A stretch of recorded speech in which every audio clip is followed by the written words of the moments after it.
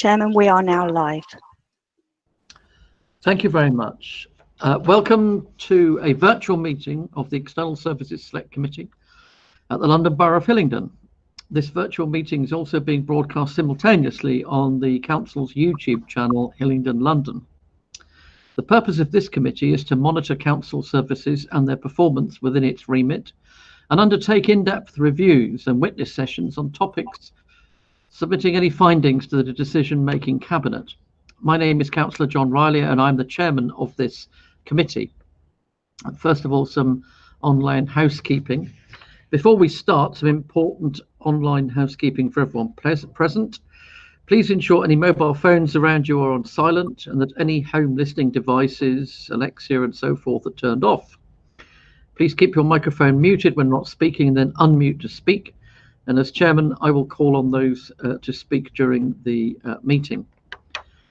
In terms of technical meeting control, if any councillor leaves the virtual meeting partway through for a period of time or lost connection or whatever reason, I will continue the meeting unless we are not quorate, which is 5 councillors, but I think we're right at the moment. So the first thing I have to do is to do an attendance roll call of all those present. So if when I call your name, all of you, councillors and others present, to confirm your attendance, please indicate by saying your name and that you're present. So, Councillor Nick Dennis. Yes, my name is Councillor Nick Dennis and I am present. Councillor Simon Arnold. Good evening, Chairman. Good evening, all. Yes, I am Councillor Simon Arnold and I too am present. Councillor Vanessa Harangi. It may be that Councillor Harangi is not with us. Councillor Stuart Mathers. Good evening, Chair. I'm present. Councillor Stuart Mathers. Thank you. Councillor Ali Malani. Good evening, Chair. Councillor Ali Malani here. I'm present. Thank you. Councillor June Nelson. Maybe that Councillor Nelson will join us later. Councillor Devi Rodia.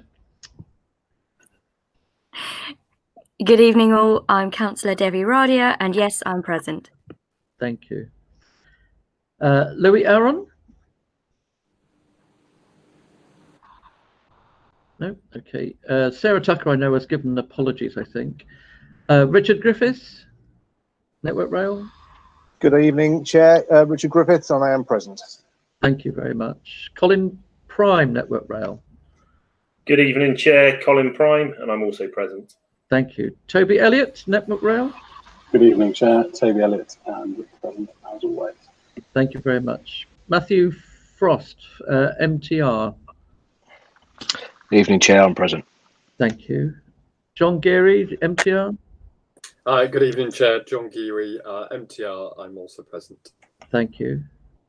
Ajib Pur. Good evening, Mr. Pawar, Ajab Singh Pawar from the Hayes Town Tourism Forum. Thank you very much. David Bro, Hayes Town Partnership. Thank you. Dave West. David Bruff, I confirm I'm present. Oh, okay. David Knowles, London Borough of Hillingdon. Good evening, Chair. Yes, my name's David Knowles and I'm present. Thank you. Thank you very much. And I know Nikki's here because I've been with her most of the afternoon. Nikki O'Halloran. I am present.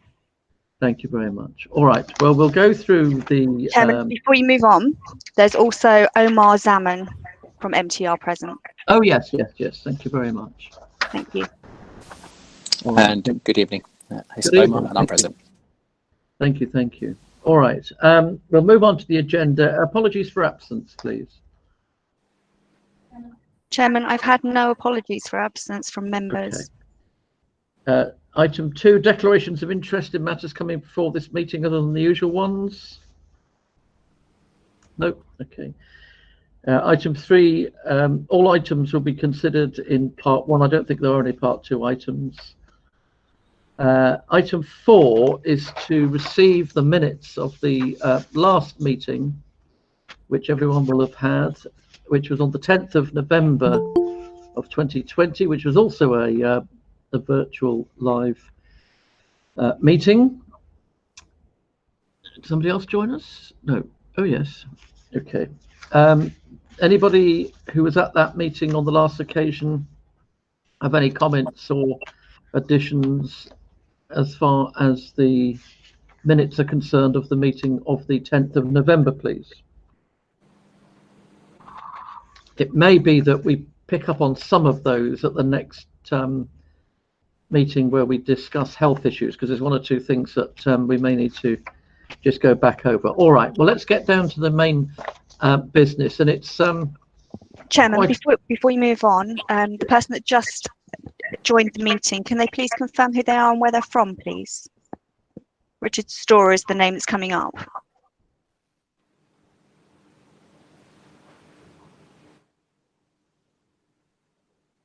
Oh, they've left.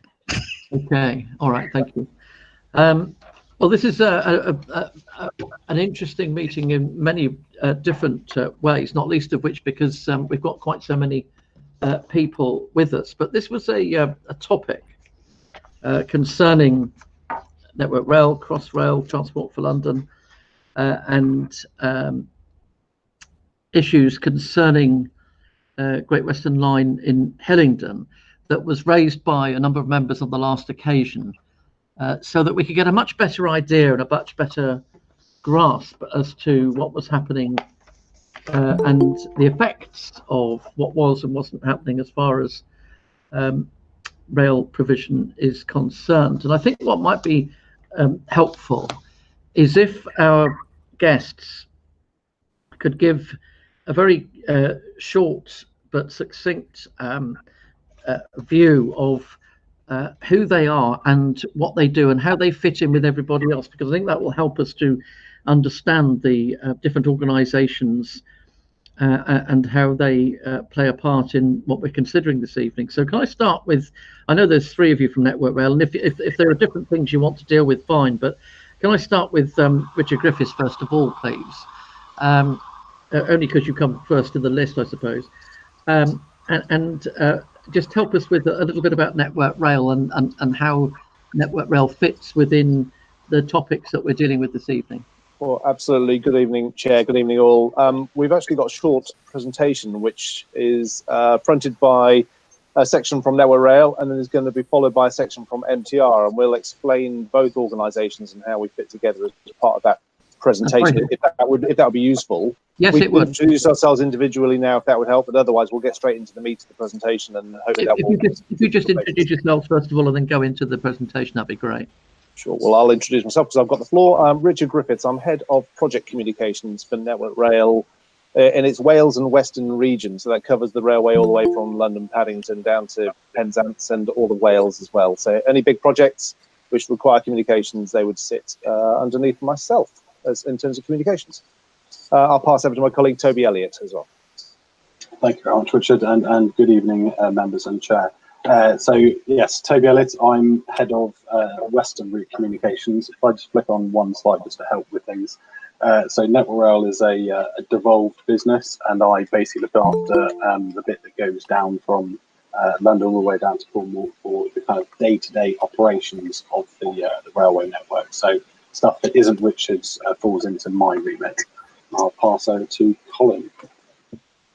Thank you. Good evening, all. Yes, so I'm Colin Prime. I'm Network Rail's programme sponsor, and I look after the delivery of the on-network works for Crossrail, which is everything on the surface section between Paddington and Reading, and then also over on the Great Eastern Main Line between Liverpool Street and Shenfield.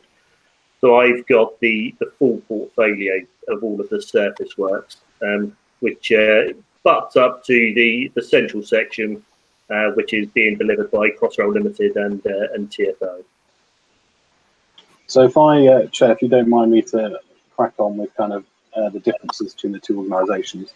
So this just hopefully neatly explains what we are and what we're not responsible for. So as Colin was describing, we are predominantly delivering the above ground works on the east and west side of Crossrail. So that includes upgrading infrastructure, particularly in what we call the Paddington Throat. So it's the busy section heading into Paddington Station. We've upgraded the track and some of the signalling there. You will have seen electrification, which originally only went from London to from Paddington to Heathrow. We've had to extend that out further, all the way to the end of Crossrail and beyond. Upgrading station facilities, which Colin's going to talk about in a couple of slides' time. The main signalling above ground, but also in the Heathrow tunnels, and assisting our colleagues MTR with their new trainer fleets, which are known as the Class 3, 4, 5 trains. What we're not responsible for is operation of the stations, the services and the trains, which is MTR Elizabeth Line, who are on the call and will be able to describe what they do. And then, as Colin was describing just then, the Crossrail tunnels and the central section under London are the responsibility of Transport for London. So we don't control or are building those. From there, do you want me to just flick through, Chair, through the slides and then take any questions at the end, or how do you? No, that's fine. You yeah. And we'll deal with questions at the end. Fantastic. So as I mentioned just now, electrification was the biggest piece of our work. It's a £2.8 billion project to extend electrification all the way from Heathrow all the way to Cardiff, as well as down from Reading to Newbury.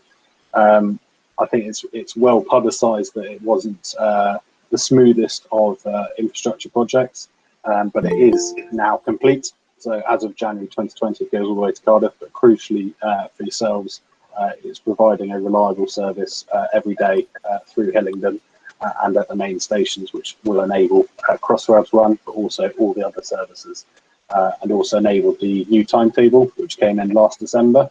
It has to be said, there's been quite a few timetable changes since last December, which I think a year ago we wouldn't have been able to predict, but we've had to adjust up and down depending on the demand and depending on what the state of the pandemic. So that's the situation with the timetable. So Hayes and Harlington Station, I shall pass over to Colin to explain the work that we are doing there. Colin? Thanks, Toby. You can just flick on to the next slide.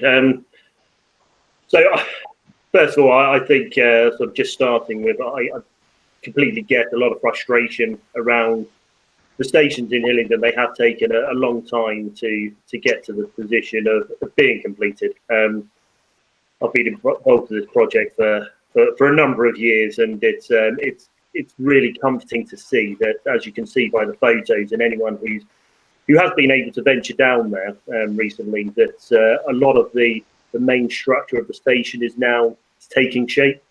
We are being able to see a station there rather than just a building site that it has been for a number of years. And as we've got there on the slide, we are on target for completing later this year in early autumn. So where we are, we've as you can see in the photos, we've done a lot of the civil works. We've got the main steelwork of the station. We've got the lifts installed, the lift shafts installed. The footbridges you'll be able to see from the area are also there. There has been a lot of engagement with the council recently, with some of the challenges we've had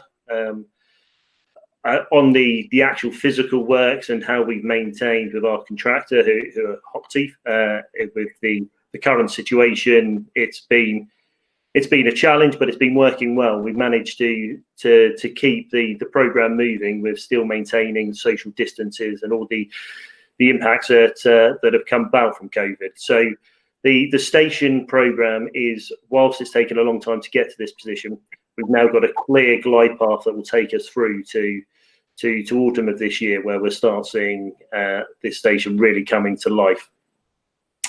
So we've got on the bottom there of where what are the remaining works left to go. So you'll start seeing the cladding, the glazing, the electrical, mechanical and electrical installation, etc.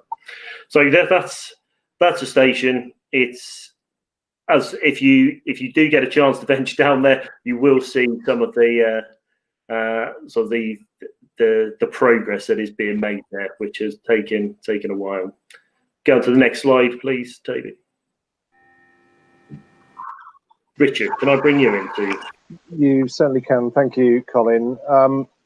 It's probably worth mentioning that we do produce a monthly newsletter for stakeholders, which gives some updates on all of these station works we're doing in West London. So if any of you who are on this call would like to receive that but don't receive it, please do let me know, and I'll be very happy to make sure you get that. We put them all on our website as well.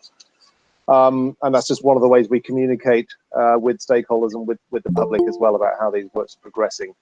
I believe that from a previous meeting, one of the issues that was raised was around parking at Hayes and Harlington station, and actually access to the station since these construction works have been ongoing. And as Colin rightly outlined, that's been a number of years now. So on station approach, there's a proposal now to put in 2 drop-off spaces, which would obviously in the past there was a kind of a drop-off turning circle down at the end, but this would be there on station approach to enable people to have somewhere to go to. It's on Network Rail land, and therefore there would be somewhere for people to park and drop someone off and then drive off again. If we go to the next slide, please, Toby. But then on the south side of Hayes and Harlington station, also to put in provision for 2 long stay parking spaces for people of reduced mobility, as well as access up into the station as well. So I think those are things that have been under discussion for some time and consideration, and so hopefully that is good news for members to hear that those are now being progressed.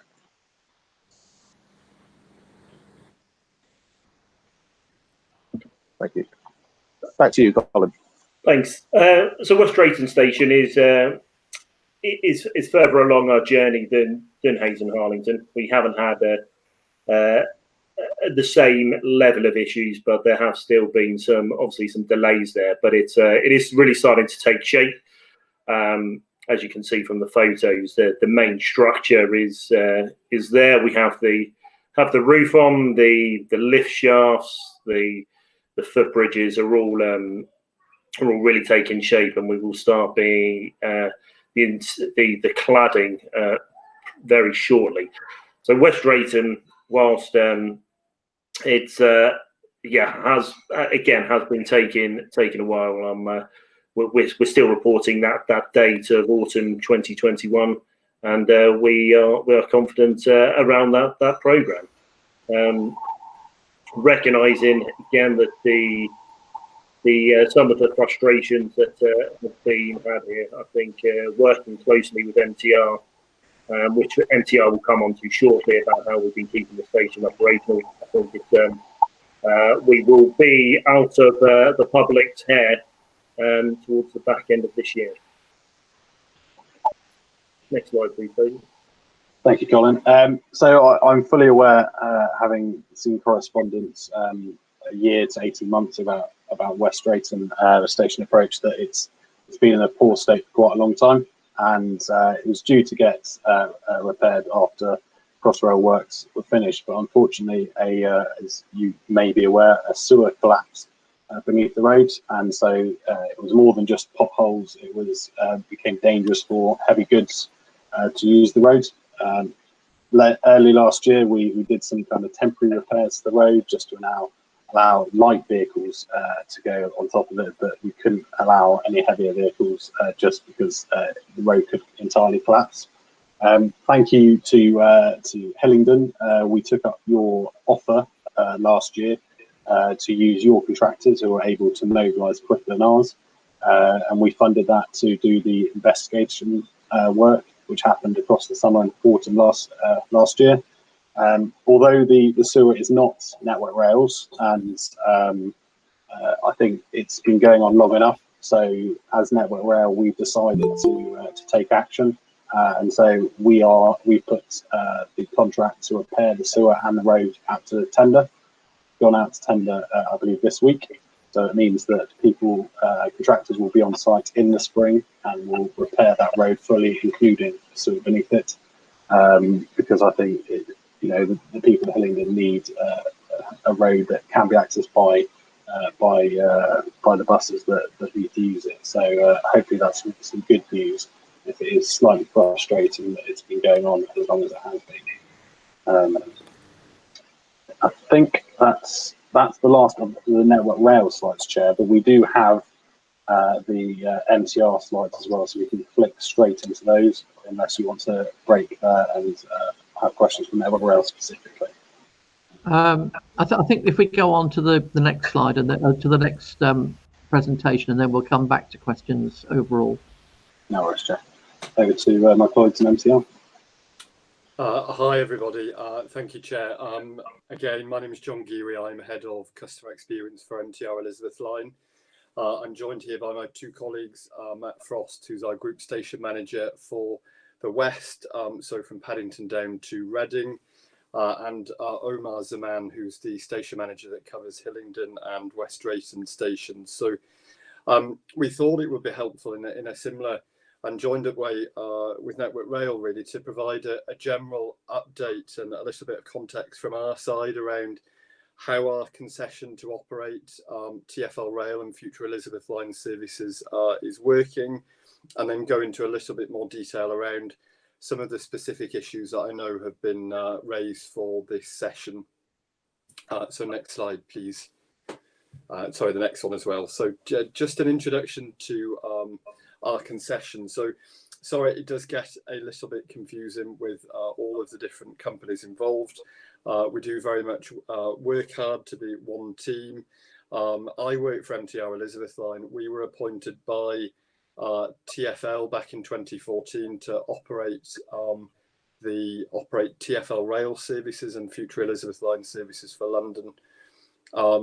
We began operating services from Liverpool Street back in 2015, and from Paddington, where we took some of the stations over from GWR in 2017, but we began operating a train service in 2018.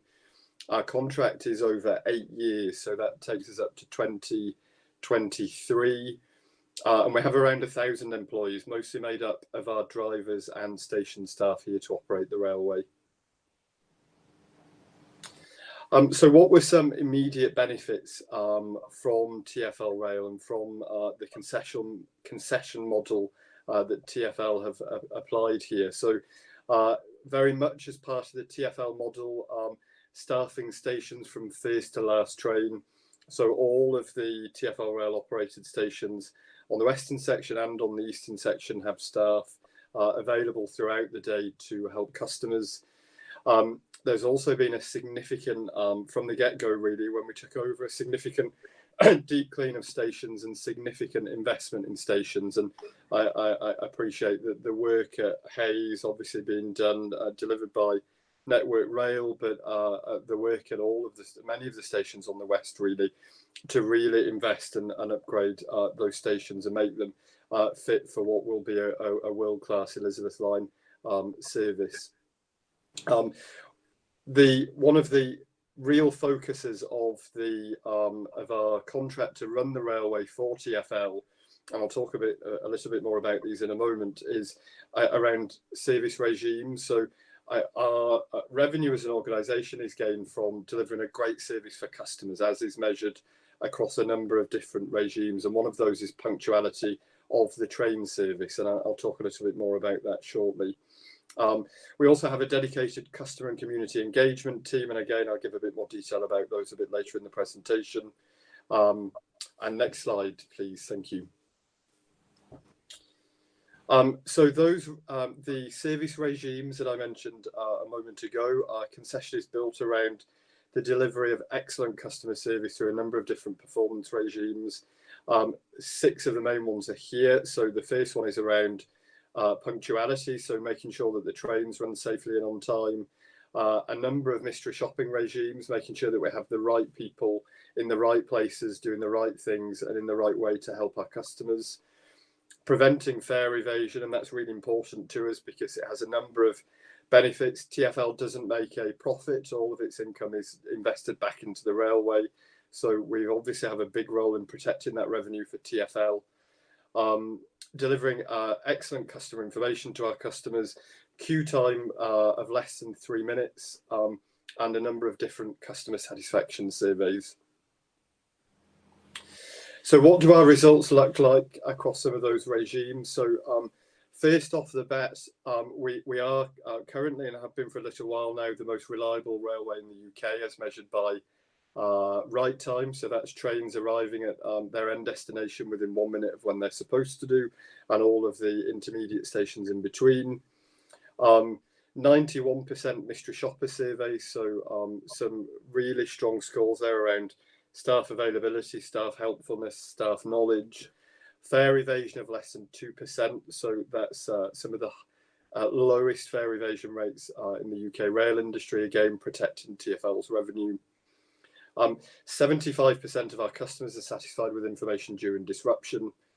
You might think that that's low compared to some of the others, but actually having a score where customers rate you highly when their journeys have already been disrupted is challenging, and that 75% score is about 25% above the industry norm.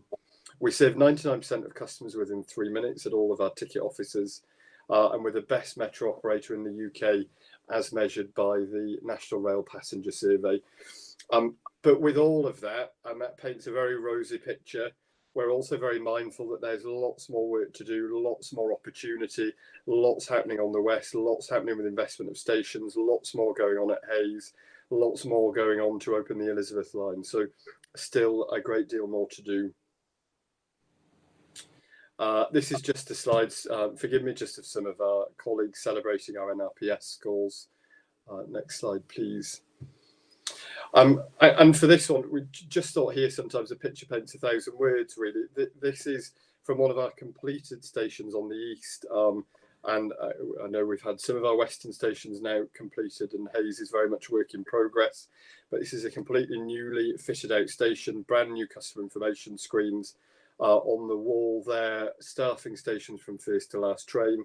All of our station colleagues have iPads to help customers, and you can't quite see it the way that this picture's come through here, but we also make a real point at the bottom there with gardening and plants and really trying to improve the ambience of the station. And that will, you know, when Hayes is finished, that will very much be the experience that our customers will have there.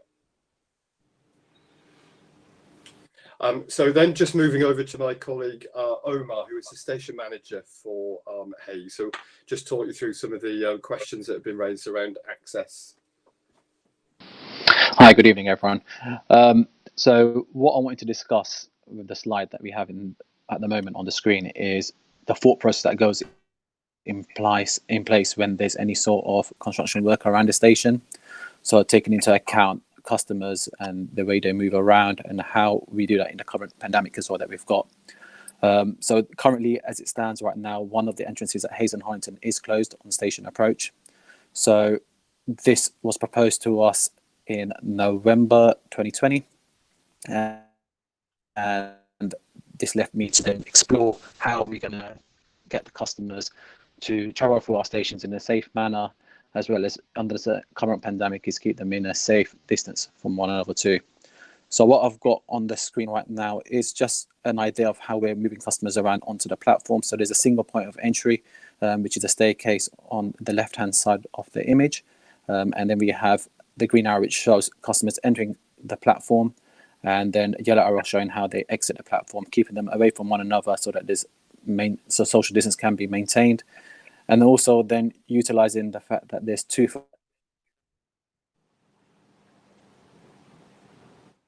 clash with one another as they walk in around to the desired platform.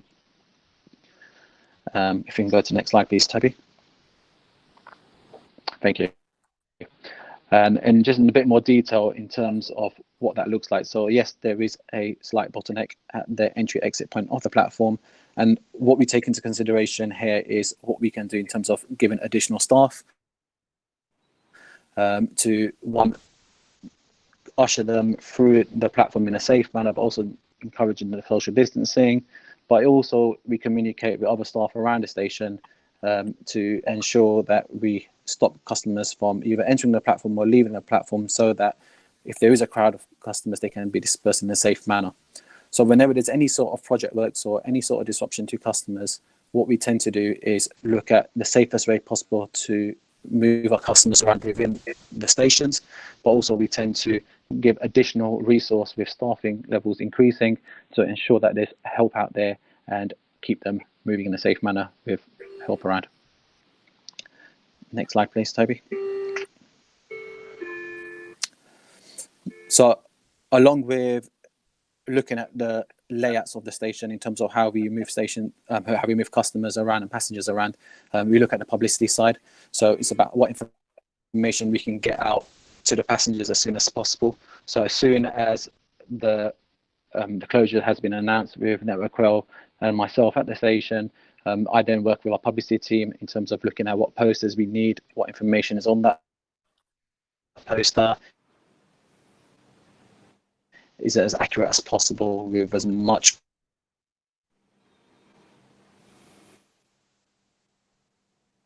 of the detail as it requires. And what you see in the images are just a mock-up of posters that are currently at the station. Due to the walking off from one entrance to the other, they're scattered around the station, they're not just in a single place. So if a customer was to go down to station approach, they'll have a clear indication of where they need to go to enter the station, but also information in terms of how long this closure will be there for. And alongside with the posters that we have in publicity, we tend to update the National Rail Inquiries website. So if someone was looking online to do their journey planner, that information is a lot more additional signages, which is to paint a clearer picture to the customer in terms of how they access the station and how they need to exit. And this is also in addition with additional staff on the outside of the station. Back to you, John. Thank you. Perfect. Thanks, Omar. We're mindful that we also, I believe, have representatives from the British Transport Police here, but we just wanted to mention there's lots of joint working that we do to help to keep our customers and colleagues safe on the railway. And we've delivered a number of different initiatives with our industry partners. So we've supported the targeting policing operations with our travel safe officers and land sheriffs. So very much a joint effort between our own security and station teams and the British Transport Police. We also have an app that all of our colleagues have access to called iSafety. It makes it really, really easy for colleagues to report any issues with safety or security, and it also makes it very easy for colleagues to report any instances of low-level crime. And we then have joint task force meetings with the BTP every week where we review crime on the network, review those reports from our colleagues, and take targeted action with the BTP to help to reduce crime.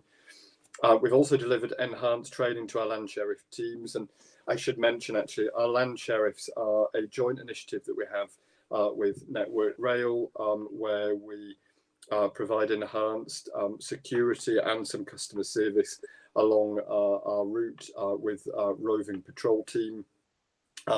All of these issues together have helped to reduce crime by 64% year on year at Hayes and 45% year on year at West Drayton. Some of that's been driven by lower patronage on the network due to COVID-19, but certainly not all of it. And that's been a trend since we took over the railway 3 years ago, that year or took over the stations and the train service over recent years, that year on year we are delivering reductions in crime and antisocial behaviour. I just want to talk a little bit about our community ambassador team. I know that some people on the call will have had certainly had engagement and interaction with them. We have a team of around 12 customer and community engagement ambassadors in the railway. Their role is to work with our local communities and our customers to drive positive engagement in the railway, to help to make the railway more accessible to people, to work with local businesses, local community groups, again to support access to the railway and to support the communities in which we operate. Appreciate here, forgive me that some of these slides are a little bit, pictures are a little bit difficult to see, but you can see some of the work that they've done here. So lots of joint working with the Samaritans, and indeed we've, as a railway, we've had close to 300 life-saving interventions over the last 5 years where we've intervened with potential suicide events on the railway. That has lots and lots of benefits. One of the obvious immediate one, that we've of course saved somebody's life, but also the knock-on impacts that happen with suicide events on the railway, with our drivers, with our station staff that were involved in the incident, and also the wider disruption that causes to customers who are travelling on the network. We do lots of work to support cycling and walking along the network, and we have a dedicated cycling ambassador. They do lots of work in the local community there. You can see a Macmillan Coffee Morning event. Another photo there, Laura, our cycling ambassador, maintaining the bike racks at some of our stations. We do lots of Meet the Manager events, lots of safeguarding events, and lots of joint events, as you can see there with the BTP. And that's all from the Network Rail and MTR Elizabeth Line slides, Chair. Thank you. All right, well, thank you very much for that very full presentation, and very interesting. It's always been a great interest to us to try and understand how all the different companies and organisations do in fact fit together, because it's quite difficult to understand sometimes who's responsible for what, and how we engage with them. Having heard so far quite a bit about engagement and communication, it's quite interesting that one of the big issues that we get as councillors from our residents is about communication and about the effectiveness of it. And perhaps sometimes organisations spend a great deal of time and indeed money on what they hope are effective communication, but then do they get the reach to the people they need to, and are they getting the right people and getting to their local communities? Just a little bit more about the extent to which you're able to deal with resident groups perhaps, and interest groups and so forth, because as you will know, the management of geographical frustration with the development of these different stations has been fairly considerable, and we seem to have been in a kind of, you know, several steps forward, several steps back scenario for a long time, and people have kind of got used to it just being not there, although there a little bit. So can you help us with a little bit more on communication, on engagement, how you're bringing the public with you? Shall I kick off with the kind of Network Rail side of things? Yes. With the developments that have been going on. So primarily, we will use the old-fashioned postal service to send information out to people, because it's a guaranteed way of people, at least who live near. So we do 250 metres either side of a project as the kind of initial kind of gambit of how we can get in contact with people. So in the last 12 months, we've sent out 11 pre-notification letters for the work happening at Hayes and at West Drayton. From that, we do get a fair amount of correspondence back, both in email, phone, and some written letters. On top of which, we work with MTR in terms of, as you would have seen, the posters at the station. So I'll let them talk a bit more about some of the things that have gone up in the station. Prior to COVID, we do drop-in events where we will hire a space and invite people down to come meet the project team and ask us questions. It's been, I'd say, frustrating. I mean, it's brilliant that we're able to meet via technology this evening, but when we have done these for other projects, we generally get one, maybe two people, if we're lucky, attending a virtual meeting. It doesn't seem to work in terms of replacing kind of face-to-face communication. We do use social media channels, but I appreciate that. I think same as the virtual meetings, does exclude a fair amount of people. So we work to ensure there is hard copy information, and we also ensure that our website is up to date as much as possible. But we're never afraid of learning. So if there are any ideas of how we can improve our communication with your residents, then we will definitely take that on board. All right, thank you. John, right. if you want to add, sorry, Jeff. Sorry? I was just going to ask John if you want to add anything on the MTR side of things. Sorry, Jeff. Sure.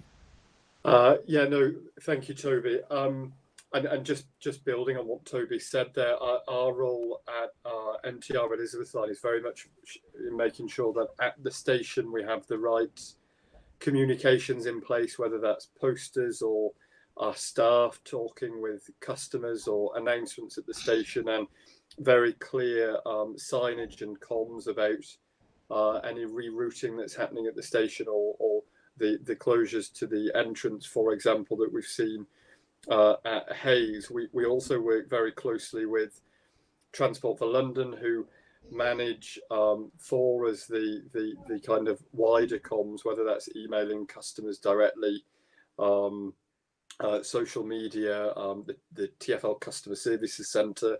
We very closely monitor complaints that are received through the contact centre, and they are very, very low.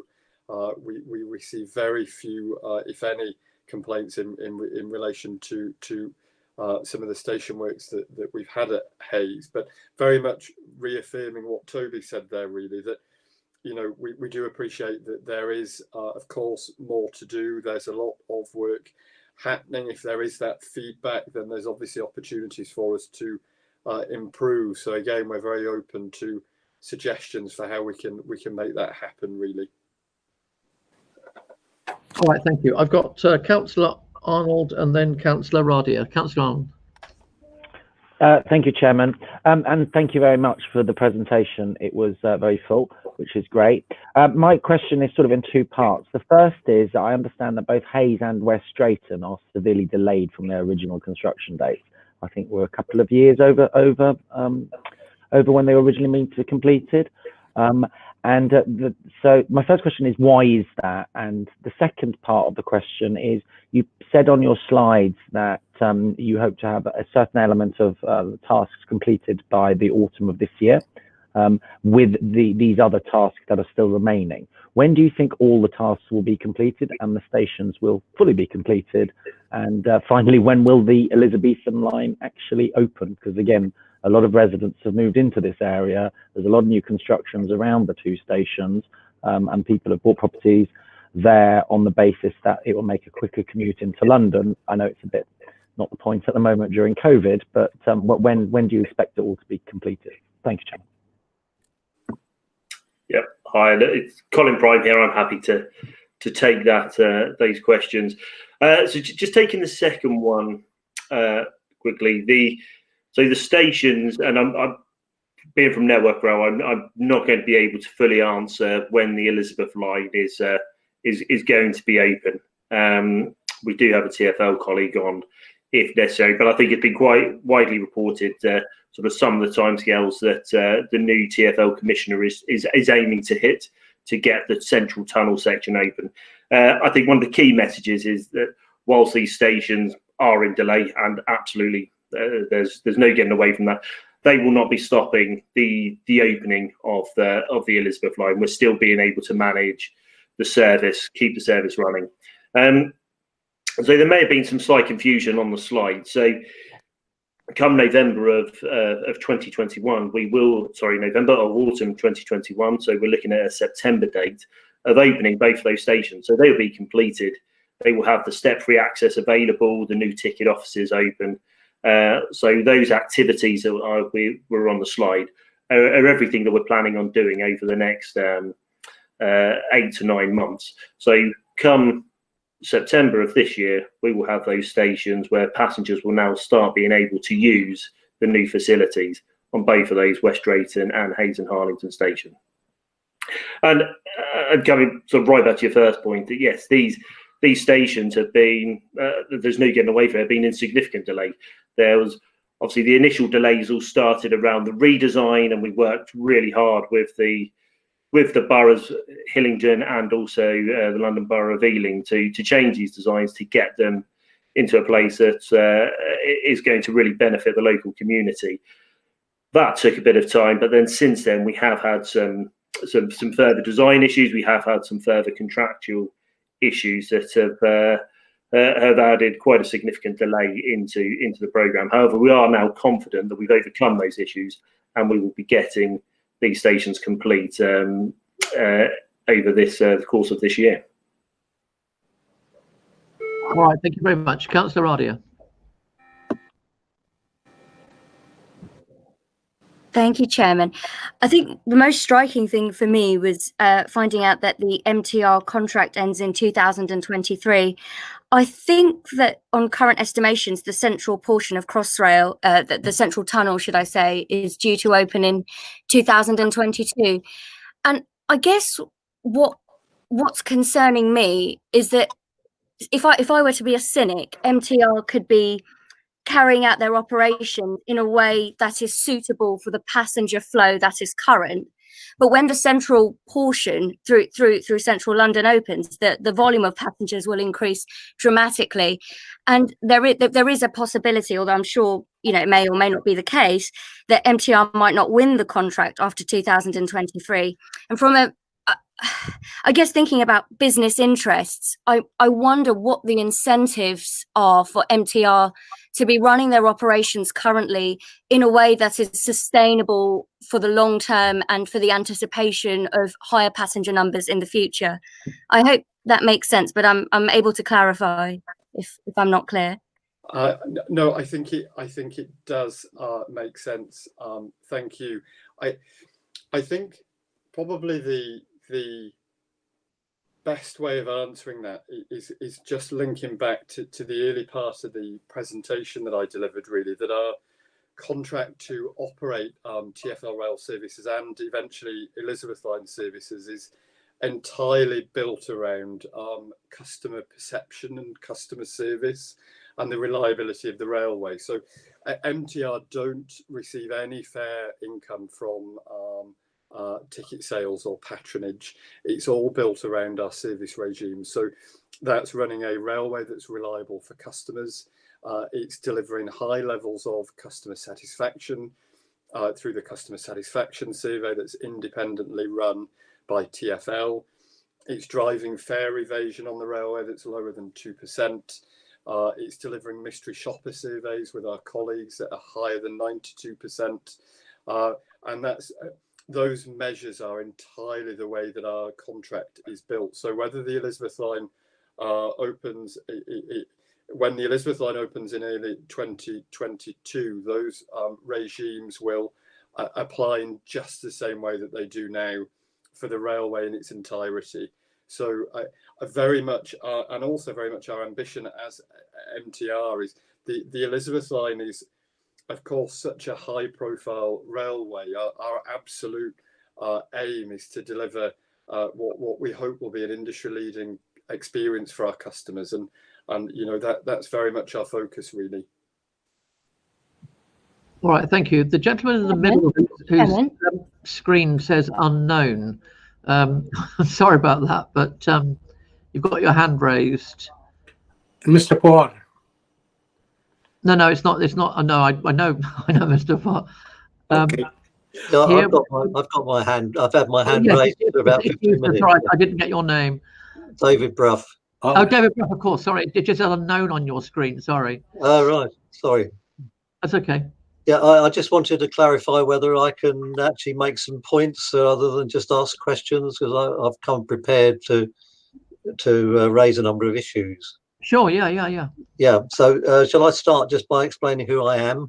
Yeah. Yeah. My name is David Bruff, and I chair the Hayes Town Partnership. This is a body that was set up by Hillingdon Council more than 15 years ago to address the economic decline of Hayes Town that was brought about by the closure of factories and the building of out-of-town shopping centres. And the purpose of the partnership is to promote the economic regeneration of the town. So our members, besides the council, include Hillingdon Chamber of Commerce, Hayes Town Business Forum, Uxbridge College, Brunel University, and all the main developers and employers in Hayes. So it's quite a significant partnership. I just wanted to start by saying, we are great supporters of Crossrail. We think it's a wonderful project. It is the thing that has really driven change in Hayes. There's been an enormous amount of interest in Hayes as a result of Crossrail from the Mayor of London, Transport for London, Hillingdon Council and developers. So we think that Crossrail is a good thing, and we've always endeavoured to work with Crossrail to promote the project. But if I could say, Chair, that I thought your opening question was absolutely spot on, of trying to work out who does what, because we've found that problem ourselves. You know, you have Crossrail, Network Rail, MTR, Elizabeth Line, and it's been very difficult for us as a partnership to know who to talk to about what. So the fact you're throwing light on it is really helpful. Just picking up some of the points that have been made so far in terms of communication, the Crossrail newsletter on the progress on station works is very useful. We think that's really helpful.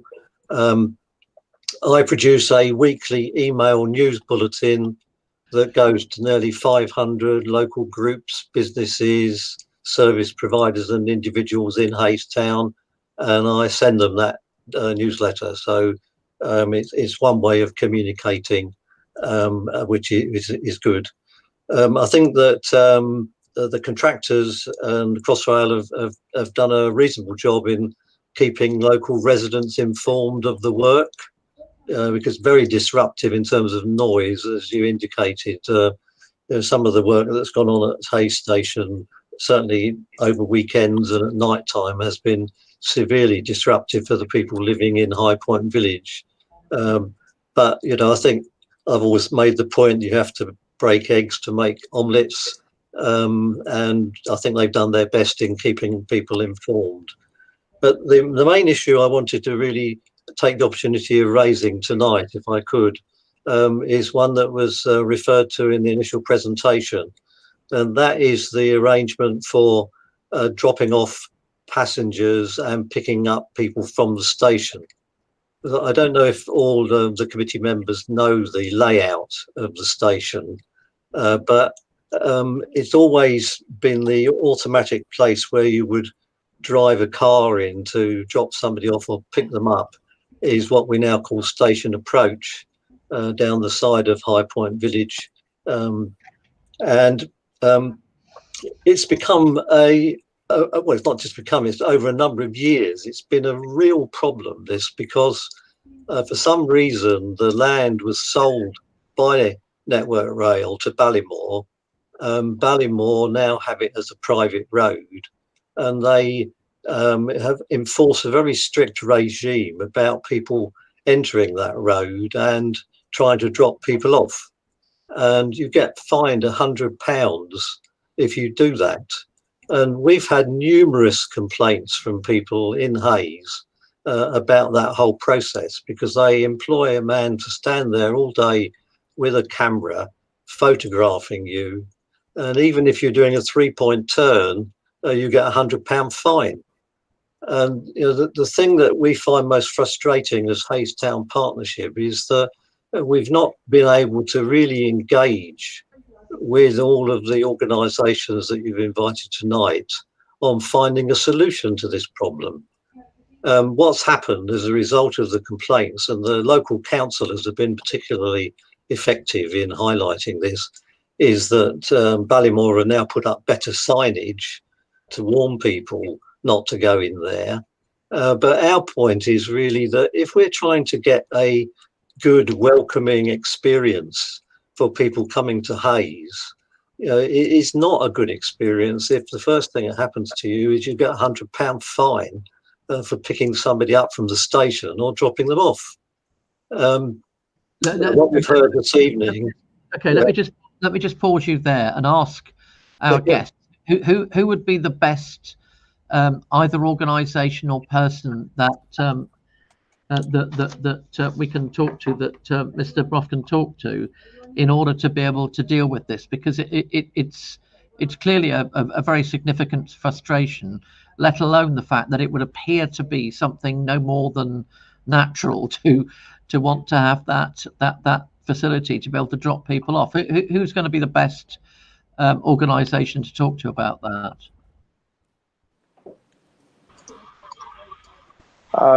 Good evening. It's Richard Griffiths again. So I think, as I mentioned in the presentation there, and this is fairly new news, that there is now being provision made on station approach for 2 short stay drop-off spaces, which is on Network Rail land, and so should mitigate that. But you're absolutely right, Mr. Brough. It has been an issue that's been ongoing, and that these fines have been enforced without mercy in many ways.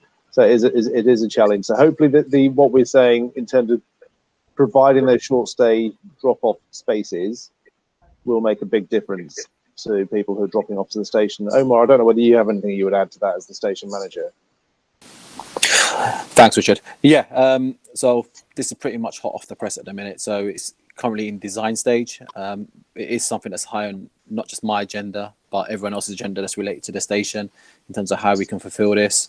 And that is exactly what we're doing. We're in design stage at the moment to understand how we can facilitate 2 drop-offs for station approach. So for those that want to come to the station and for those that need to be collected. So hopefully we'll have a solution to that soon. I mean, most stations, and by their very nature, people are going to, not everybody can walk, not everybody can cycle. A lot of people are going to be dropped off by a family member on the way to somewhere else, or taking them so they don't have to park and dropping them off. So there really ought to be a fairly swift solution, let alone there needing to be an obvious long-term capacity to drop off and pick up, surely. Could I just come in, Chair, again, if you wouldn't mind, because your response is absolutely right, and that's exactly how we feel. But we've been banging our heads against the wall on this for about 8 years, and at one point we did suggest that the council and Ballymore should reach agreement to allow parking in the access road, and the council could actually take over enforcement, and that is actually provided for by law. But that never happened. But what we've been told this evening, 2 spaces, that's news to us, and that's a step forward. But 2 spaces is totally inadequate. If you go to Hayes, not now because of obviously COVID, but any normal time, the queue of cars is now going out into Station Road, quite regularly. The disabled spaces that were at the far end of the road next to the hotel, they were never provided by Network Rail, but they were provided for the hotel. They were taken out months ago. We've had no provision for people with disabilities at all during the construction work. So, the situation is wholly unsatisfactory. And I come back to the point that we want to have a station that we're proud of, and we want to have an experience that people will come to Hayes and enjoy and remember and come back again. But if people are getting these fines, or they're getting shunned by these security people, that is not a good passenger experience, and it's not a good experience for anybody. So our feeling is that not enough has been done by the various parties, and it may be because of this split responsibility that you highlighted right at the beginning of the meeting. But is it too late to try and do something better, please? That's the plea. Okay, let me just bring in David Knowles for a moment from the council. David. Yes, thank you, Chair. And I mean, David Brough makes a very good point. I mean, we've been talking about this for quite a long time. He's absolutely right. The challenge, unfortunately, has been all the way through that the ownership of the land is vested in Ballymore. And clearly, whilst David's right, we've talked in the past, we actually presented a proposal some years ago to Ballymore whereby we could take over responsibility for the parking enforcement in the normal manner that anyone sees on the street, and elsewhere in Hayes it works perfectly well. Clearly there has to be a legal agreement between the 2 of us because the land in question is private. From time to time things seem to start moving forwards, and then unfortunately the engagement just vanishes, and despite our best endeavours, and I think local councillors will speak equally of this, they've had the similar levels of frustration. I know that colleagues from Network Rail have done their utmost to try and get some engagement. And unfortunately, obviously, the colleagues from Ballymore are not here this evening, so they can't speak up to defend themselves. But clearly, we all absolutely share the very valid point that this defeats the customer experience. There is signage there. It has been improved, as David says, but the fact is, human nature being what it is, people see the station ahead of them, they proceed down the road, they think that's where they're going to drop off granny or pick up their friend or disabled person, and then to be caught by this enforcement is very, very unfortunate. I would say we are pushing hard. We actually pushed on behalf of Network Rail's behalf. We tried to engage with the chief executive of Ballymore to try and get this thing moving forward. This is a step in the right direction, I think, that our colleagues from Network Rail have offered. You may ask, well, what's the council doing? The council is trying to provide alternative provision as much as we can do. So there will be some provision for what we call a kiss and ride facility in Blythe Road, which is the other side of the road, which should be accessible through the subway. We realise that's not always seen as immediate as parking right outside the station, but we will be providing that. There will be some stop and drop facilities provided in Blythe Road. They've been discussed with the local councillors. They've got a level of support. Clearly, as some members of who are present tonight will know, that the council's also getting funding to invest in the subway to make it far more attractive. So that's a key route into the station for the many, many people who've recently moved into the old vinyl factory and will certainly be moving into the Paradigm site. So I think we share your frustration, David, and I know we've been talking about this for quite a long time. In fact, I've been talking about it with you, I think, since even before Crossrail appeared. And I know I've been talking to Colin Prime, who's on the call, since about that 2013, 2014 on Crossrail. So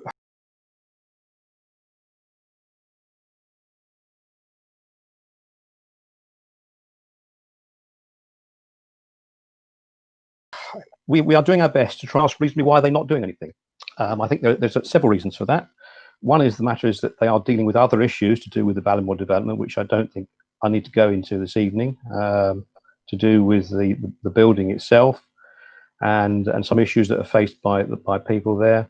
But also it's complicated by the fact that residents of the High Point Village pay a maintenance fee that's like a service charge they pay to Ballymore. And clearly, if the council or Network Rail were to take over responsibility for that land, then there is an argument that some of that revenue may no longer go in the direction of Ballymore. I just put that out there as a possible reason for their lack of engagement, but clearly they're not here to defend themselves. So I think I should probably leave it at that point. Thank you very much, David. Network Rail colleagues, are Ballymore a company that do business with you in other areas, in other geographical areas? Are they a sort of a building partner or something like that at all? Not that I'm aware of, to be quite honest with you. We use lots of contractors and different companies to deal with, but I don't believe we deal with Ballymore elsewhere, but I can check and come back to you, Chair. Yeah, okay, thank you. It's just that it just strikes me that any station is almost inevitably going to be viewed as being a place where you can drop off and pick up. and I'm becoming ever more interested in this, as well. People will find out as of Thursday. It just thank you, David. It just strikes me that it's no more than obvious that a station needs a drop off and pick up. Now, obviously, the two spaces is a good idea, but it can't be, and we can't resolve it tonight. I understand that, but it can't be beyond the wit of all the parties together to try and just crunch this and get it sorted. But it can't be right not to have a pick up and drop off at a station. So we'll just leave it there. All right, I've got loads of hands up. I'll start with Councillor Mathers, please. Thank you very much, Chair. Appreciate that. If I may, just a couple of questions and allow the relevant parties to answer them as needed. They do kind of form in. Firstly, having been a commuter from that period when GWR ran the line to now via TfL, the difference was noticeable as a customer overnight. I can't stress enough the improvement at West Drayton, particularly in terms of customer experience, staff availability, it has been phenomenal, including the reliability of the service. So as far as residents are concerned in West Drayton, that's the customer service is working. And I do share the concerns around the contract ending not much after Crossrail would be in place. What has been frustrating, apart from station approach in West Drayton, which you've answered, it would have been brilliant to have had some information as local councillors on that sooner or just beforehand, to have been kept in what's the word, kept up to date, is that because of it sounds like the limit of the communications around station closures or different bits and pieces, that none of the buses have communicated it's not stopping at the station. I mean, that maybe have changed recently. I haven't been on the bus for a while. The signage is very good in terms of alternative entrances around the station area, but a lot of people go through different estates or cut through different routes and things, and you have no idea until you're right on Warwick Road or on the High Street that actually one of the entrances is closed, until a member of staff who's standing relatively close tells you. And that is deeply frustrating to people using the station. And if there was a further reach that just said these weekends, you know, on those routes that I could quite easily point you out, and Councillor Arnold could as well, you know, those different routes that are around the station that people use. But it's one of those where if there was just a little bit more local knowledge or local engagement, so people to know before they get even, you know, to one of the entrances that things are closed, that would be really, really helpful. My question is around station security. I have another question, Chair, that I would like to come back to later around the maintenance of the lines, but if there's time. But we have had a number of challenges, particularly on Warwick Road, but I'm sure the same's on the Useley side of West Drayton Station, around violent crime and antisocial behaviour happening in the immediate grounds that aren't owned by Network Rail, but equally the council doesn't really have an obligation to point cameras at the station, and so we have this kind of although it may be resolved in coming weeks, that there's kind of a lack of communication between, I suppose, British Transport Police or the station management and some of the council or local residents around how the CCTV in the station particularly is maximised to ensure that there's safety, not just as you walk out the station, but slightly beyond, and then that meets what the council has coming towards you. So there aren't any blind spots, because we know that residents have had their houses broken into so that people can get involved in crime related to the quick access to the station. We know, again, the violent crime that I've mentioned, and there doesn't seem to have been joined up working and looking like at a security map. And when I spoke to the very helpful station manager, they mentioned that the number of cameras is the maximum amount that they could be had on the security system.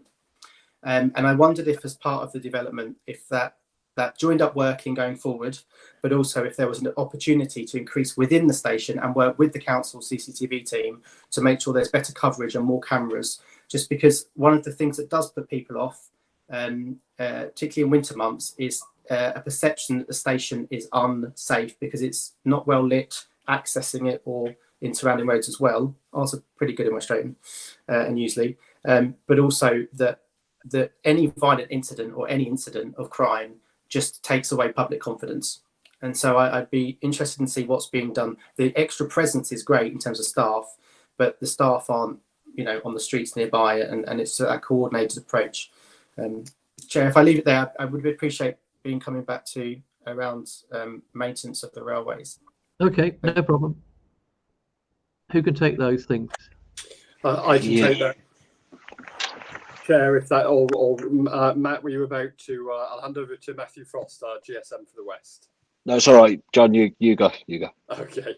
Yeah, I can take that. Matt may have more detail and might jump in. But all I was going to say was, first and foremost, Councillor Mathers, thank you very much indeed for your positive feedback, both as a commuter yourself and as obviously a councillor representing the area. That's really good to hear, and I'll certainly feed that back to our local colleagues there. For the security around the station footprint, it's not an answer I will be able to give right now, but what I can do is go away and talk with our head of security, who works closely with the BTP, and Matthew Frost will also obviously be involved as part of that too, and we can go away and have a look at what we might be able to do there. All right, Mr. Frost, are you going to come in on that? Yeah, similar to John, absolutely appreciate the fantastic comments at the start. So there will be new CCTV cameras installed with the new rebuild. So it might just be a bit of a joined up approach and seeing how we can help with that. Only other one on the publicity. I know when we do close the entrances and exits at West Drayton, we do an awful lot of publicity. Going out to Warwick Road and all along the high street.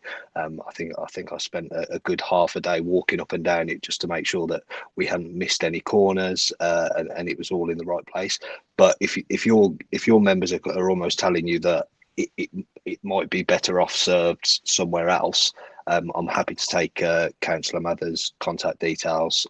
We can do a bit of joined up working because we're spending this money on publicity. So we obviously want to be spending it where it's going to optimise the view from the residents of West Drayton. All right, thank you. I'll come back to David in a minute. Let me just go to Ajab because he's had his hand up for about as long as I can. Thank you, sir. Thank you. I'm very happy that David Brough has explained everything, the frustration we have. I worked with him all the time, trying to find the solution for the drop-off and the pickup, and also to improve the Hayes station. I know we are having the clock towers there, and also probably the bridge which have the lights on. I'm not trying to improve the station as well as trying to improve the town centre. I know when somebody gets a parking ticket or any ticket, they don't like to come back to the town centre anymore. I remember something, the people want to come around, and he phoned me earlier that he said, oh, there's the blouse. I'm talking about a few years ago. He ordered the blouse, one of the blouse, and he didn't come down. I phoned him back. He said, oh, I've got a parking ticket going into the station approach. I can't come in. So I didn't make the sale for him. I don't know how many other people there, the shopkeepers have lost the sale. I know it's a frustration to go, people are quite used to it going to the station approach, dropping off and come back again. I know you're trying to do the Blythe Road. Blythe Road is a very small road. Trying to imagine if somebody waiting to be picked up at night time, it's scary at night time. It's not very secure and it's not well lit. The subway, even the subway, the old wine factory, they're crying. They said it's not very nice place to get through to them. And, to drop off there for especially an old lady trying to be picked up at night time, how do you feel? Your mom or your somebody elder sister trying to say, I'm going to be picked up at that place. Please try to sort out something on the station approach, which David and me are trying to ask you to do something up there. As you know, you have put the sign up there. People are driving up there, they see the sign. Oh, don't come there. That's not a welcome sign. Go up there. Oh dear. They said, what the hell is going on? Okay, Yeah. Thank you very much. Thank you. David Knowles. Yes, thank you, Chair. There's just a few points. I'll make them brief. Councillor Mathers, you mentioned the issue about CCTV, and I'm aware of your requests for information about that. Just to reassure you that we do meet quite regularly with colleagues from Network Rail. Network Rail, as you imagine, is quite a labyrinthine organisation. So we do meet with the appropriate people, and for the benefit of colleagues who are here from Network Rail, we'll be meeting. I met with Joanna Grew yesterday. We also regularly meet with Erica Sells and Gary Peacock, who are the local people involved, and we have a very productive relationship with all of them, I have to say.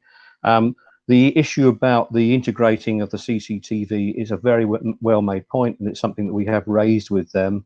And we've said that as they look forward to finalising their own proposals, can we make sure that it's somehow integrated with the wider issue because of the very issues that you've raised about community safety.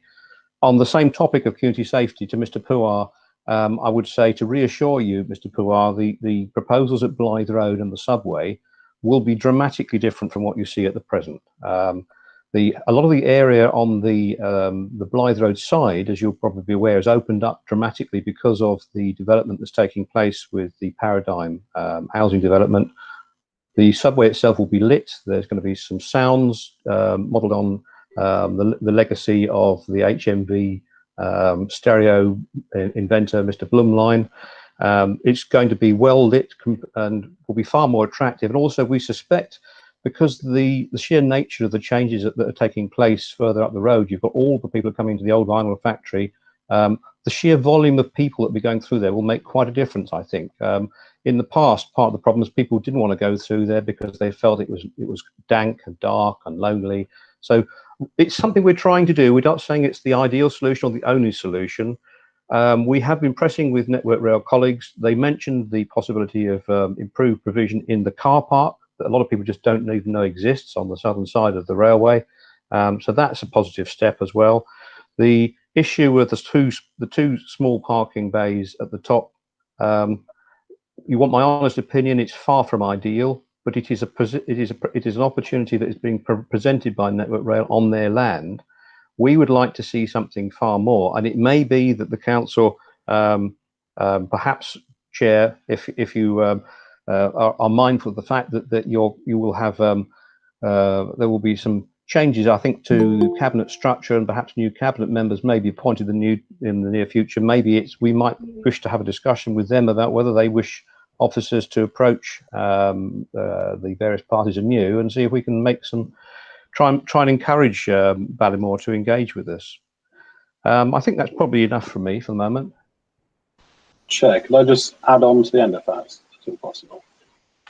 You can, but everybody's frozen at the moment. I'm not quite sure what's going on.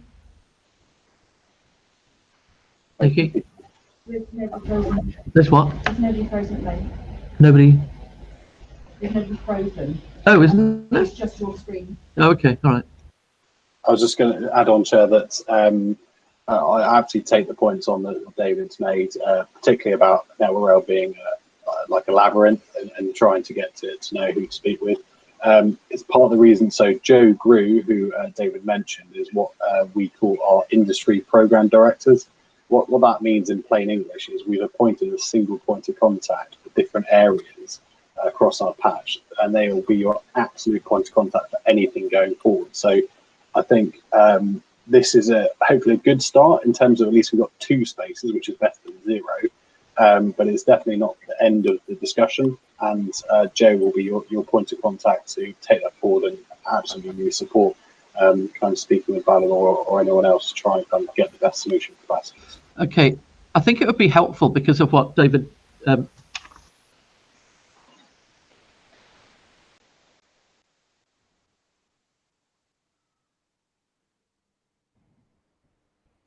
going to various organisations.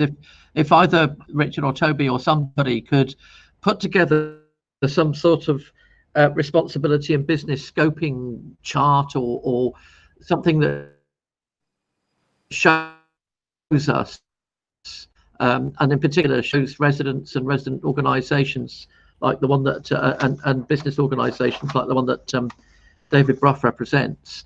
Sort of shows us how all the different organisations and groups fit together and what their responsibilities are, so that if there are specific issues, they can go to those named and possibly a name with a telephone number to those individuals to try and get some help.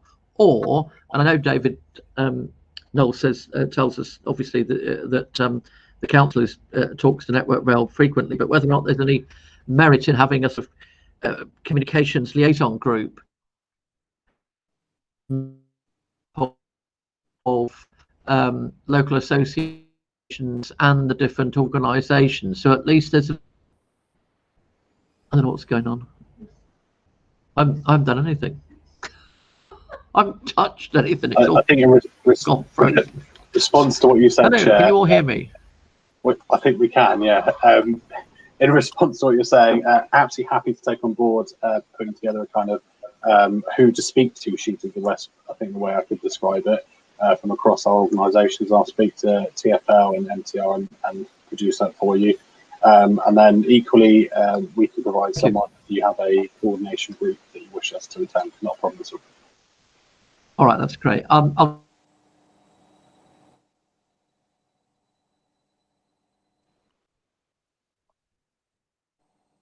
LinkedIn or a second point.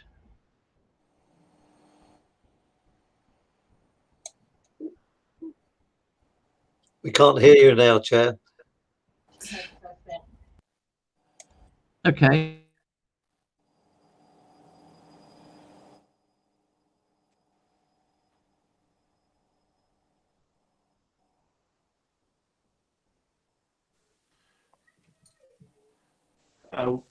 As I'm vice chair, shall I step in and chair until John reappears? And I think June, saw June had her hand up, June Nelson. So would you like to come in with your point, June?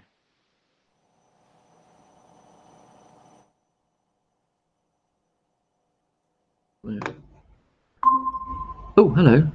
Hi, John. I sort of stepped in while you were trying. No, that's fine. Can you hear me now? Yeah, I've asked June to make her point, John. So I'll let you chair again once June's made her point. Okay.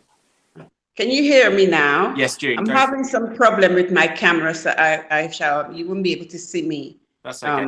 Raise my point.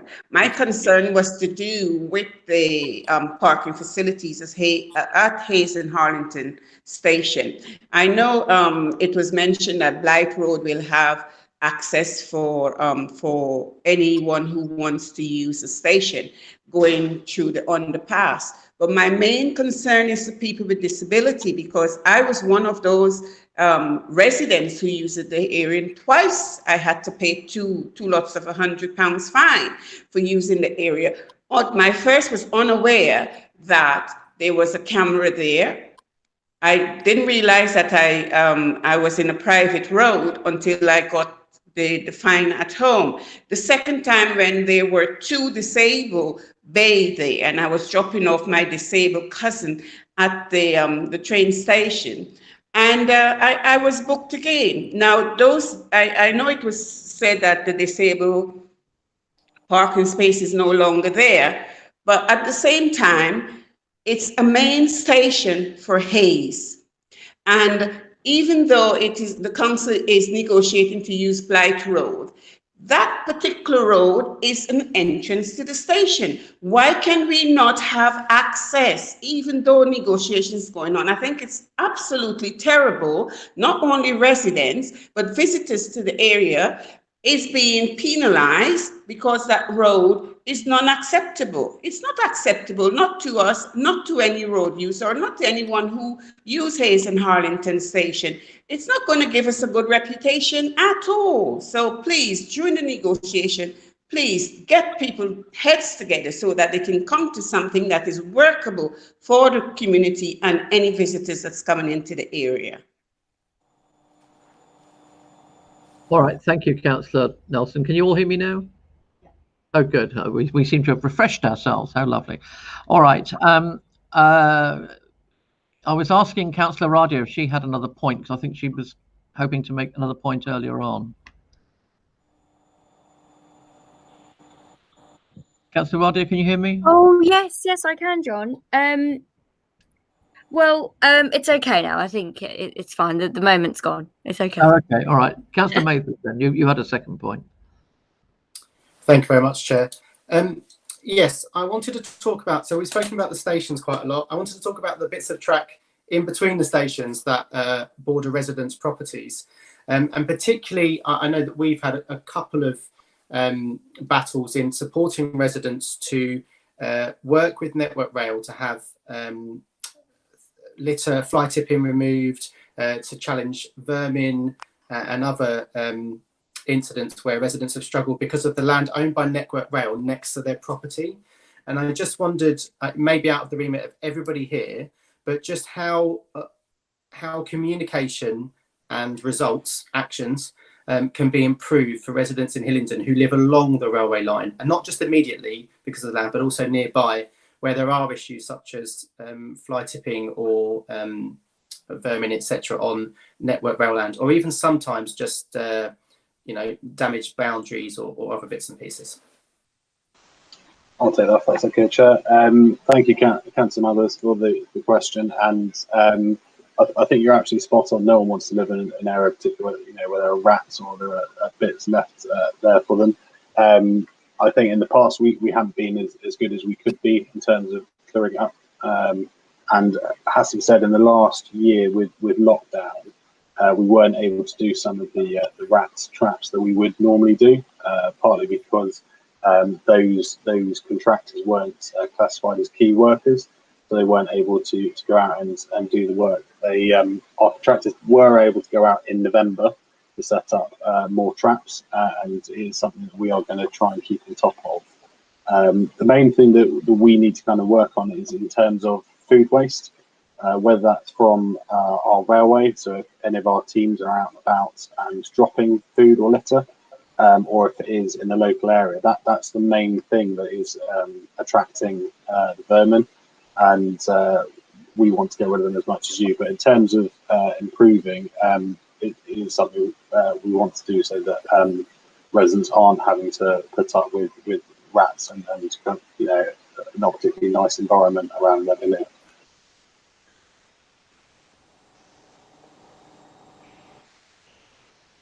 Chair, may I follow up? Yes. Thank you. Sorry, Chair.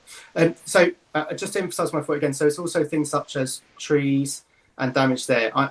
This has happened beyond COVID, and there's some residents who have been in correspondence continuously for 3 to 5 years about mounds of dirt after construction, general rubbish that is now attracting all sorts of wildlife. And it just seems to be promise and then no delivery, promise and no delivery, and then COVID came. And so I can think of several, and particularly with trees as well, that are falling into people's gardens, etc. And I suppose what I would be looking for in terms of assurance is actually that there was a greater dialogue with those residents, either through anybody neighbouring those lines or nearby who might be affected, having the opportunity to feed things back to you, so it could be proactive rather than reactive. But also just it being part of maybe the agenda when you speak to the council in other meetings around how can we make sure that residents along the line and near the line are getting the best from Network Rail. Yeah, sure. I wasn't trying to make COVID an excuse for past behaviour, just to make that clear, because I do appreciate it hasn't been as good as it could be. What I'll do for you, Councillor, as a kind of a start, is we can issue a letter to all the residents there with a named person and their contact details to kind of get some feedback on how we've been performing or not performing, and try and kind of maybe right some of the wrongs of the past. In terms of vegetation management, anything that is dangerous, so to someone else's property or to the railway, we will be removing. There is a grey area where if it's not dangerous or classified as dangerous, then it is unlikely to be removed. That's just purely due to the amount of funds we have available over 22,000 miles of railway across the country. But if there are things that are damaging people's properties, then there's something that definitely we can look into. And I'm happy to kind of meet you separately following this meeting and kind of get to the bottom of some of those issues. It's definitely not a case of me promising now and then never coming back. I take personal pride in trying to get this right before people live next to the railway. Although I don't live in Hillingdon, I also live next to the railway where I am, and I would hate to live in an environment where it has vermin and things like that. So definitely happy to help and meet with you. All right, thank you very much. I noticed the time, and I think this has been an extremely helpful session, and one that I think this committee will want to repeat in the future, because we've got an awful lot out of it from a standing start, as it were. So thank you all very much indeed to all our guests. It's been really informative, and you can be assured we will be coming back to you. And if you're good enough to say that you'll come along and see us again on a future occasion, I'm sure we'll have further questions and further issues to bring up. But I think it's a really helpful piece of engagement, and it certainly assisted the councillors. Thank you very much indeed. If I can ask that the council members stay on the call for the next part of the agenda, I'd be very grateful. Thank you all very much indeed. Thank you. Thank you very much for your time, everyone. All right. Thank you. Very useful. Thank you. Good evening. Thank you, everyone. Bye. Thank you.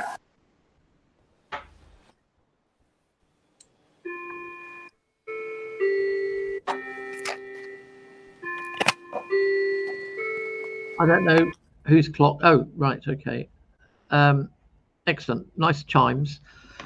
I don't know what happened with the little hiccups there on the technology, but thank you, Councillor Dennis, for taking over, which is apposite.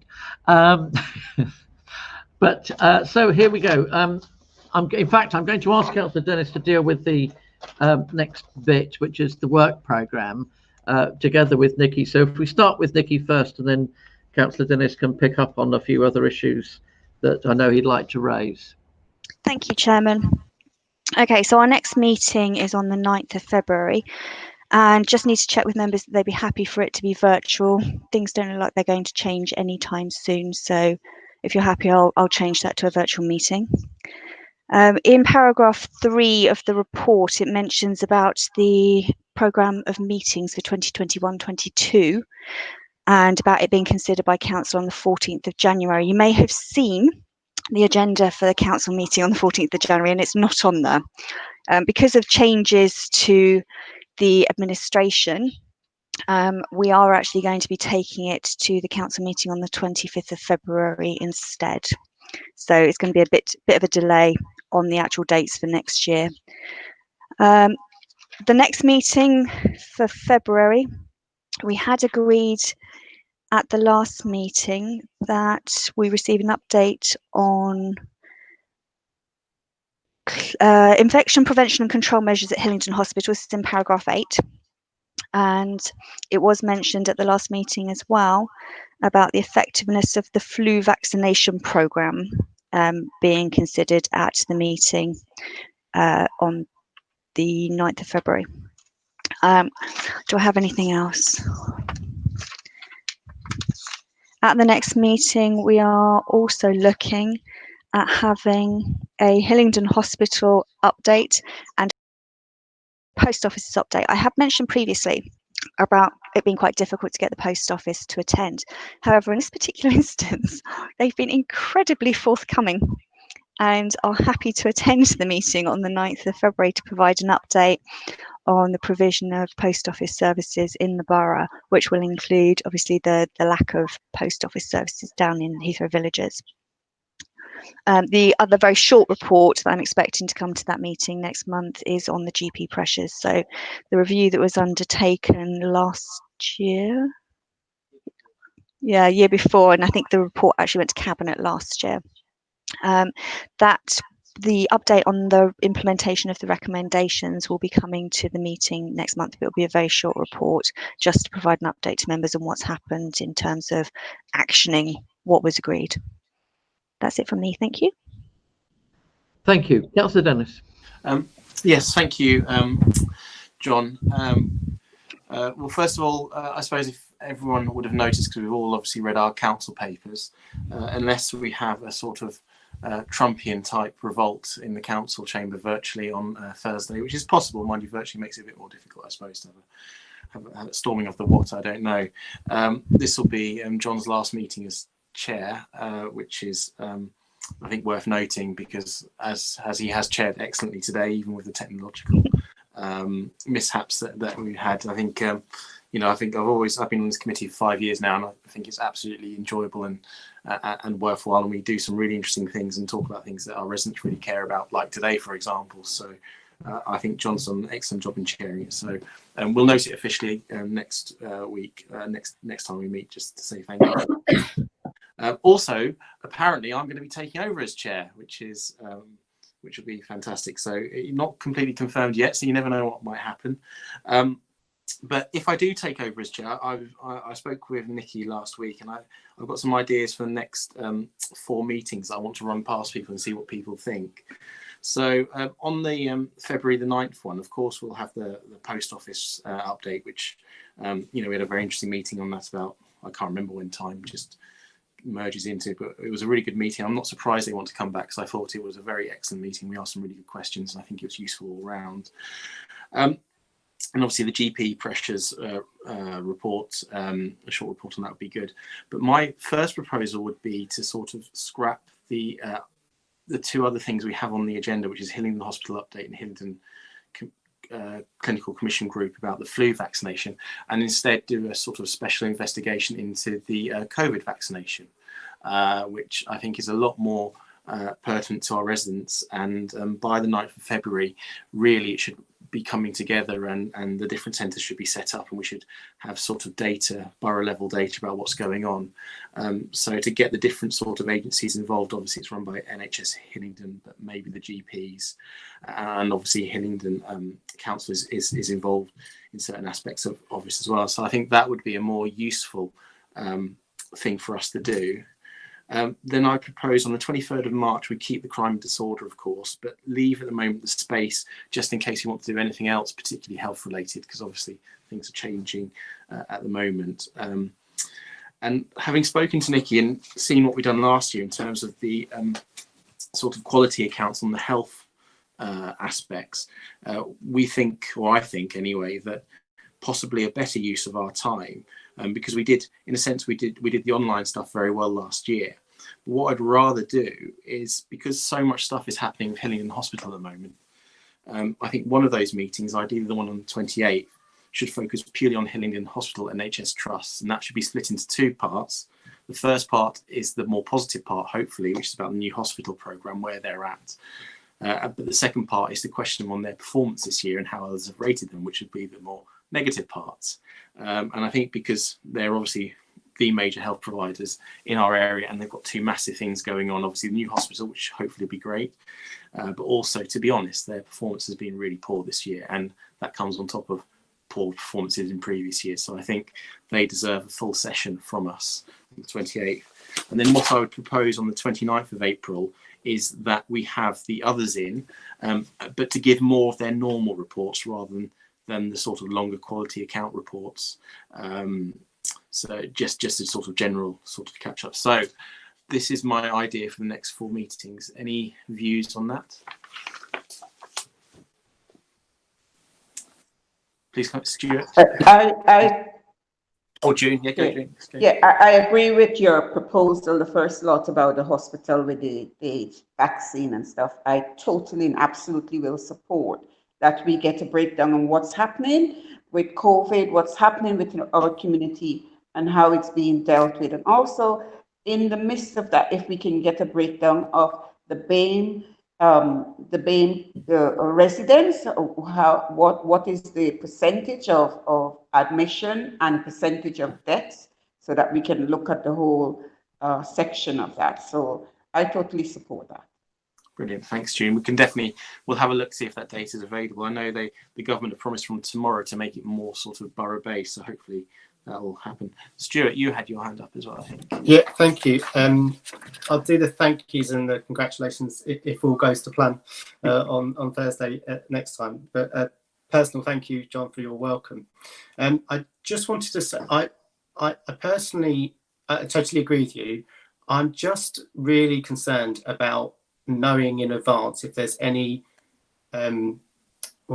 barriers or delays or problems with the hospital development, like if it goes off the boil for a moment because of COVID or what. I just would love to keep that as people as much on point as possible, and just be aware if there is any, not to catch people out, but just to make sure that we continue to say this is so important. Can you manage it, Hillingdon Hospital, to do both things alongside, run the hospital and rebuild it?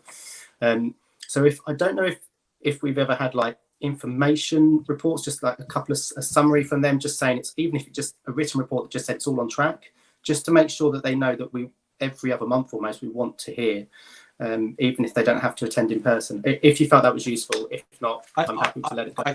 I think that's a very good idea, and I think one of the things that Nikki will do, if I'm successfully elected as chair, will be to set up an introduction meeting with me, with the new chief executive, relatively soon. And certainly one of the main areas of topics will be the Hillingdon Hospital rebuild. And I'm happy to write a note to the committee of my meeting and where the position is.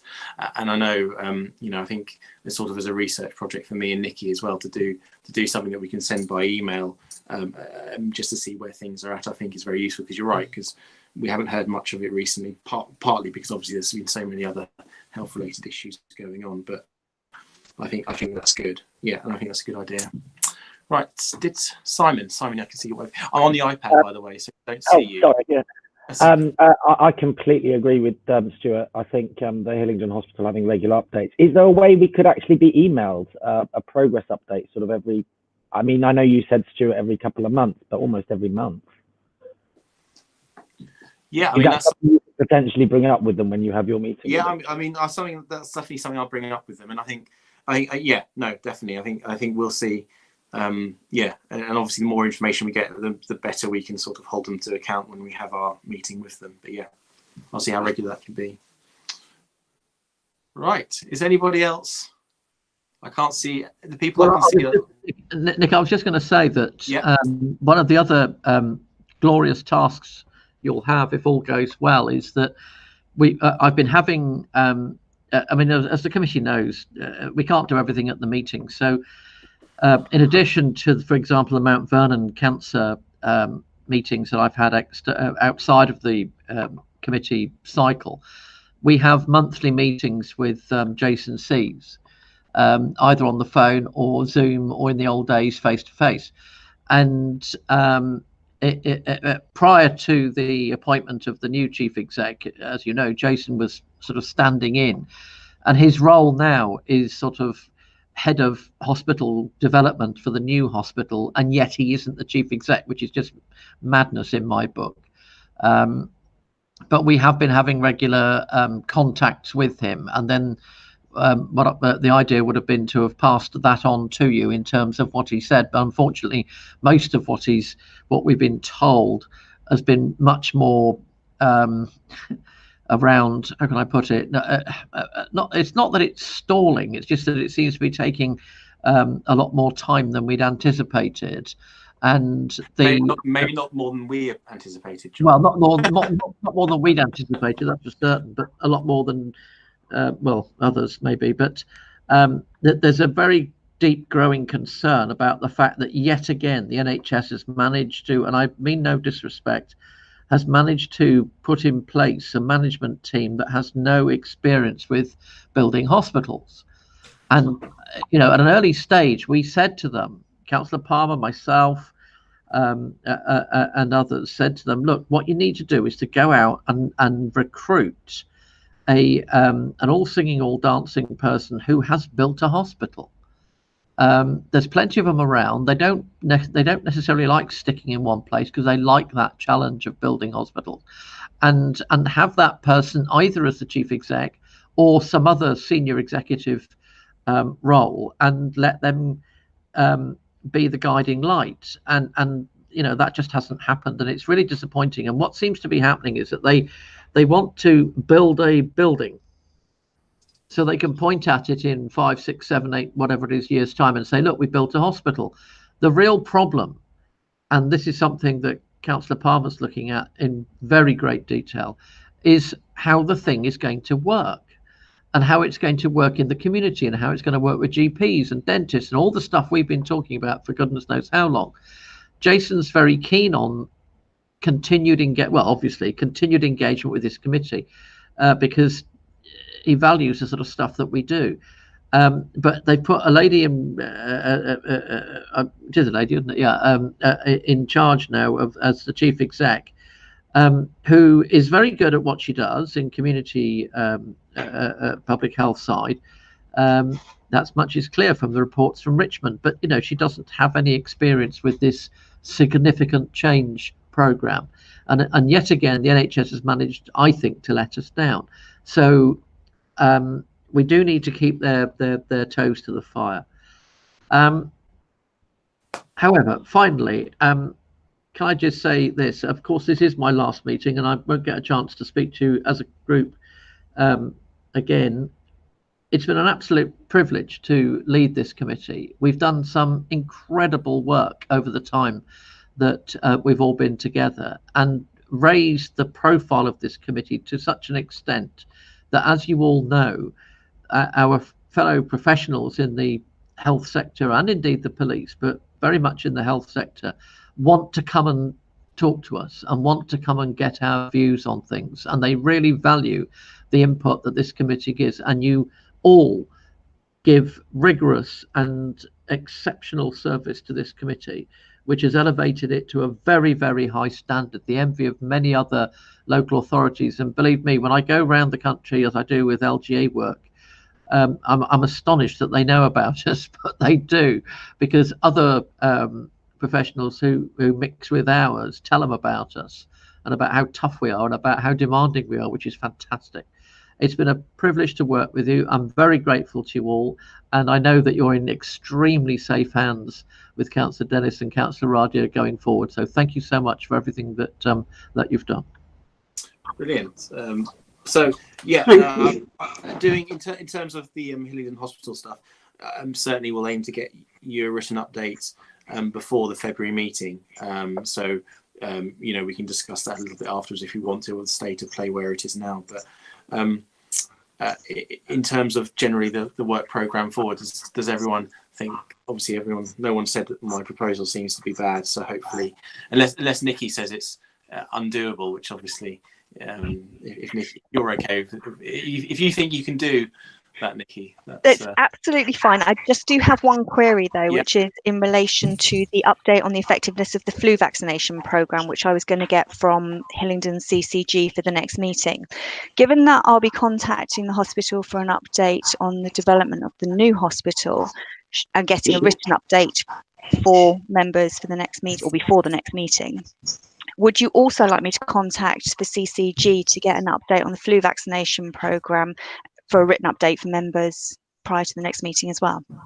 I would say if it's okay for you to do so, yes. But if other things like putting together the COVID vaccination program, for example, and Hillingdon Hospital update take up more of your time, then I think it would be acceptable for that part to be delayed. So if it's possible, yes, but do prioritise the other areas, is my view. Okay, thank you.